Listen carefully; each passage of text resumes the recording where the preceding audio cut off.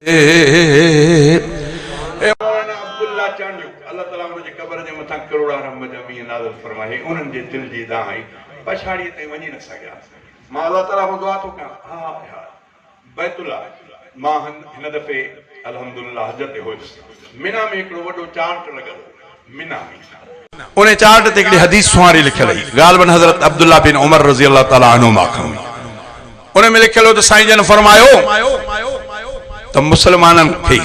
पाण फरमायो त हज ऐं उमरे ते बार बार अचो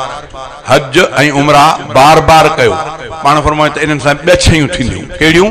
हिकु त इमाम अल-अंबिया साईं जन फरमायो बार बार हज ऐं उमरे करण सां तव्हांजे रिज़्क़ में बरकत पवंदी हदीस जो मफ़हूम थो ॿुधायां बार बार हज ऐं उमरे करण सां तव्हांजे रिज़्क़ में बरकत पवंदी ॿियो साईं जन फरमायो त अल्लाह ताला तव्हांजा गुनाह माफ़ कंदो मां अल्लाह को दुआ थो कयां त अल्लाह ताला बार बार हरमैन शरीफ़नि जी सभिनी खे ज़ियारत नसीब फरमाए उएं बाग चना त बाग चना आहे अधु मदीनो ॼणो हेॾे अची वियो आहे हा न अल्लाह ताला को दुआ आहे त अल्लाह ताला इन्हनि खे बि अदब एहतराम सां उते रहण जी तौफ़ीक़ अता फरमाए अल्लाह ताला इन्हनि खे बि नज़र बद खां महफ़ूज़ फरमाए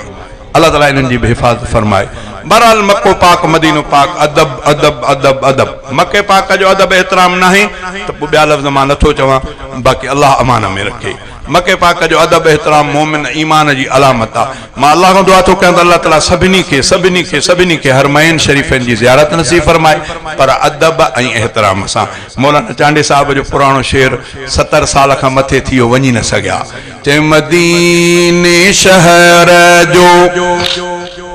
मां सम्झां थो तव्हांजो अधु ॻोठ त हाजी हूंदो हा वाह